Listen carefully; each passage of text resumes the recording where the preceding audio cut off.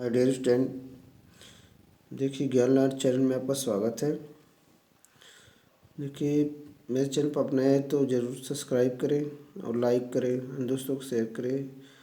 आज हम लोग क्लास 10 साइंस में एनसीईआरटी में केवल जानने वाले हैं, जो बोर्ड पेपर में आएगा प्रश्न यहीं से बनते हैं और केवल एनसीईआरटी प्रश्न नहीं है। देखिए पहला प्रश्न है कि सामान्य नेत्र 25 सेंटीमीटर से निकट रखी वस्तुओं को सुस्पष्ट क्यों नहीं देख पाते हैं। कहता कि सामान्य नेत्र जो मनुष्य होते हैं, मतलब जिनकी आंखें अच्छी हैं, 25 सेंटीमीटर से निकट रखी वस्तुओं को क्यों स्पष्ट नहीं देख सकते हैं। तो इसका कारण है कि सबसे कम न्यूनतम दूरी कितनी है, 25 सेंटीमीटर है। जब 25 सेंटीमीटर है तो उससे कम पर हम अगर देखेंगे तो हमारे आँख से स्पष्ट दिखाई नहीं देगा। 25 सेंटीमीटर या उससे दूर होना चाहिए, ठीक है। हमारे आपकी संसर्ग क्षमता क्या है, 25 सेंटीमीटर या उससे थोड़ा सा अधिक रहे तो हम स्पष्ट देख सकते हैं। इसी बात को देखिए आपको कैसे लिखना है। 25 सेंटीमीटर से कम दूरी पर रखी वस्तु से आने वाली प्रकाश की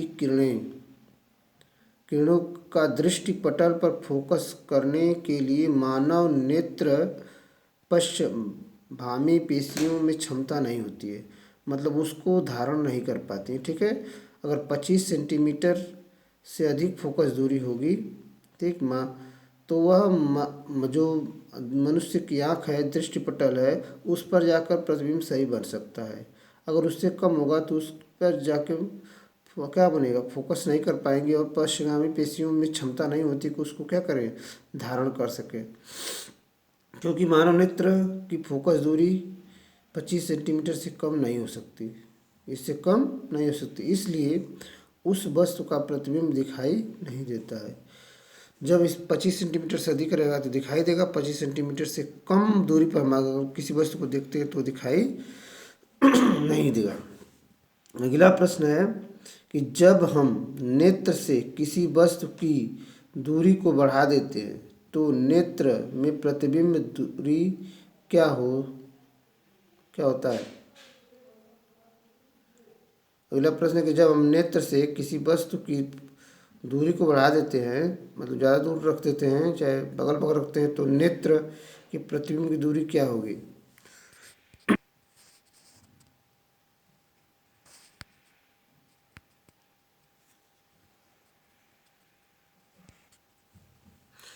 देखिए इसको हम अगर लिखने के लिए लिख सकते हैं कि प्रतिबिंब दूरी मतलब नेत्र लेंस से दृष्टिपटल की दूरी, ठीक है, स्थिर रहती है, यह कभी बदलती नहीं है। क्योंकि मानव नेत्र में लेंस की फोकस दूरी इस प्रकार से समायोजित होती है कि प्रतिबिंब हमेशा दृष्टिपटल पर ही बने। कहाँ बने, दृष्टिपटल पर ही बने। मतलब मानव नेत्र की जो क्षमता होती है वो समायोजित करने की क्षमता होती है कि मतलब वस्तु दूर है तब भी वही बनेगा, पास है तब भी वही बनेगा, ठीक है। लेकिन मानव नेत्र में लेंस की फोकस दूरी प्रकाश समायोजित होती है, ठीक है, प्रतिबिंब हमेशा दृष्टिपटल पर ही बनता है, इसलिए वस्तु कहीं भी रहेगी तो उसका प्रतिबिंब कहाँ बनेगा, दृष्टिपटल पर ही बनेगा, ठीक है। देखिए अगला प्रश्न जो बहुत ही बेहतरीन है, जो पेपर में आ सकता है इस साल यूपी बोर्ड 2021 में। स्पष्ट दृष्टि की तारे क्यों टिमटिमाते हैं। कहता स्पष्ट कीजिए कि तारे क्यों टिमटिमाते हैं। देखिए 2019 में आया, 21 में भी आ सकता है यह।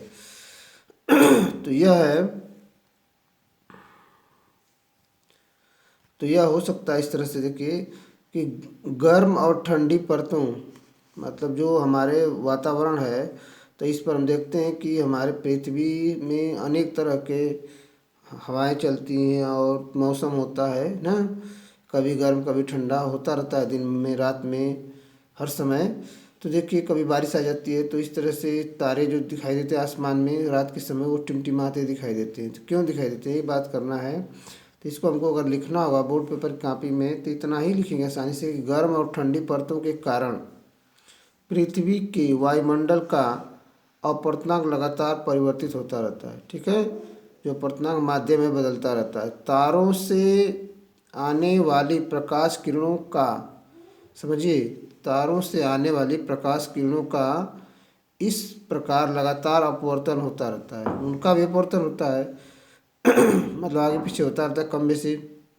तो प्रकाश किरणें निरीक्षक की आंखों तक अनियमित रूप से आती हैं, मतलब कभी ज़्यादा कभी कम आती रहती हैं।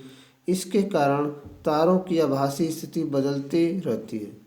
आभासी स्थिति क्या होती है? बदलती रहती है और तारे टिमटिमाते नजर आते हैं। मतलब आँख तक उन जैसे प्रकाश ध्वनि हुई कि किसी को कम सुना दे रही, कभी ज़्यादा सुनाई दे रही है, तो इस कारण होता है, ठीक है। तो उसी तरह यह भी स्थिति है कि जैसे जैसे वस्तु का हम प्रकाश क्या करेंगे, जैसे कम बेसी हमको आवाज़ सुनाई, तो उसी तरह इनकी अपवर्तनांक के कारण आँख पर प्रकाश पड़ते हैं, वहाँ से बहुत दूर से आते हैं। कभी कम कभी ज़्यादा पड़ते हैं, तो कब जब ज़्यादा पड़ते हैं लगता है कि चमक रहा है, कभी कम धूमिल हो जाता है, इस तरह से होता रहता है। अगला प्रश्न है, व्याख्या कीजिए कि क्या ग्रह ग्रह क्यों नहीं टिमटिमाते हैं। जो ग्रह होते हैं जैसे जुपिटर हुआ, बुध, मरकरी, सब देश भर के हैं ना, हाँ, तो उनमें से पूछ रहा क्यों नहीं टिमटिमाते हैं। तो इसका संकेत या हल बोर्ड पेपर में लिखने के लिए जरूरी है कि ग्रह तारों की अपेक्षा पृथ्वी के बहुत निकट हैं। ठीक, जो तारे होते हैं बहुत दूर होते हैं और ग्रह पास हैं। ग्रह प्रकाश के बृहद स्रोत माने जाते हैं, ठीक है। बृहद स्रोत मतलब बहुत बड़ा स्रोत माना जाता है। अतः ग्रहों से आने वाली प्रकाश किरणों के मार्ग में औसतन परिवर्तन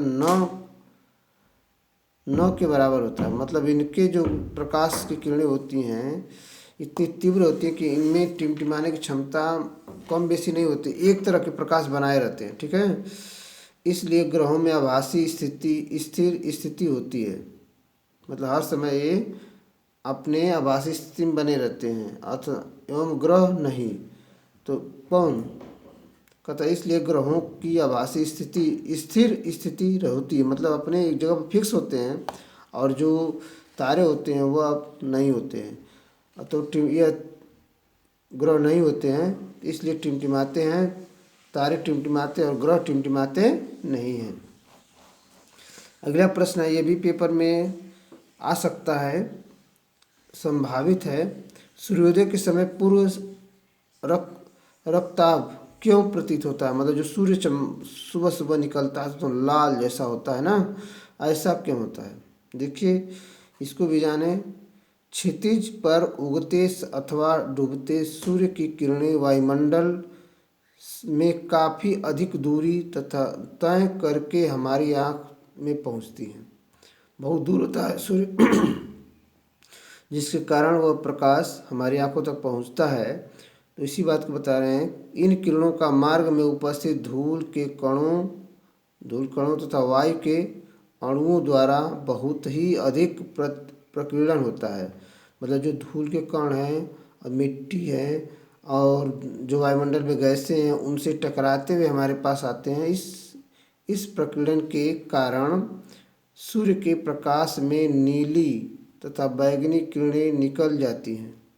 नीली और बैगनी किरणें निकल जाती हैं क्योंकि इन किरणों का प्रकीर्णन सबसे अधिक और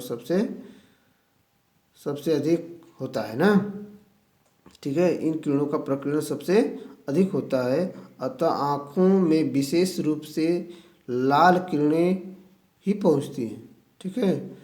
जब लाल किरणें पहुँचती हैं तो जिसके कारण सूर्य का रंग कैसा दिखाई देगा, लाल दिखाई देता है। तो इसको एक बार दो बार पढ़ कर याद करें, और अगर नोट्स बनाना चाहते हैं तब भी इसको बना लें कि जो परीक्षाओं में आते हैं इनको हम कैसे हल करें। एक प्रश्न और देख लें आज कि किसी अंतरिक्ष यात्री को आकाश नीले की अपेक्षा लाल क्यों दिखाई देते हैं। मतलब जो हवाई जहाज में उड़ते हैं जब तो अंतरिक्ष में रहते हैं तो उनको नीला की अपेक्षा लाल दिखाई देता है। अंतरिक्ष यात्री के लिए ऊंचाई पर कोई भी वायुमंडल नहीं होता, जब ऊपर होते हैं तो वायुमंडल कोई नहीं होता है, इसलिए प्रकाश किरणों की प्रकीर्णन नहीं होता है, ठीक। और अंतरिक्ष यात्रियों को आकाश लाल नजर आते हैं। मतलब जब प्रकीर्णन नहीं होगा प्रकाश का, जो बीच वाली लाइन है कि इसलिए प्रकाश किरणों का प्रकीर्णन नहीं होता है। जब प्रकीर्णन नहीं होगा तो प्रकाश आकाश कैसा दिखाई देगा? लाल दिखाई देगा। प्रकीर्णन के कारण ही नीला दिखाई देता है। या उनको लाल क्या काला दिखाई देगा। देखिए यहाँ पर नीले की अपेक्षा काला, देखिए सारी गलती हुई कि नीले की अपेक्षा क्या दिखाई देगा? काला, और लाल नहीं काला दिखाई देगा। ठीक है, इस बात को जाने। और आज की वीडियो में इतना ही, फिर अगली वीडियो में मिलेंगे केवल एनसीईआरटी प्रश्नों के साथ जो आपके बोर्ड पेपर में आए हैं और आते ही रहेंगे। देखिए इनको जाने।